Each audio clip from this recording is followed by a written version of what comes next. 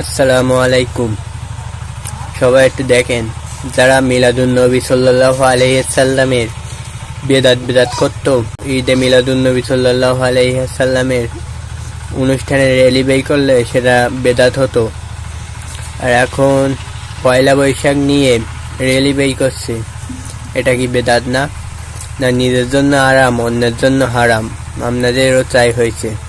সকল কওমি ঘরানার আলেমকে বলতে চাই, নিজের কাছে নিজেরা একটু প্রশ্ন করে দেখবেন। আপনারা ঈদে মিলাদুন নবী সাল্লাল্লাহু আলাইহি সাল্লাম পালন করতে গেলে সেটা বেদাত হয়ে যায়, কিন্তু পয়লা বৈশাখের র্যালি বের করছেন, এটা কি বেদাত না? দেখেই বোঝা যাচ্ছে বাংলার মানুষ এখনো বুঝতে পারে নাই এরা ইহুদিদের দালাল।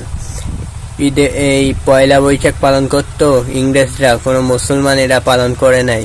আপনারা কিভাবে পালন করছেন? আপনারা তো দেখেই বোঝা যাচ্ছে ইংরেজদের দালাল, ইহুদিদের দালাল ছাড়া আর কিছু না।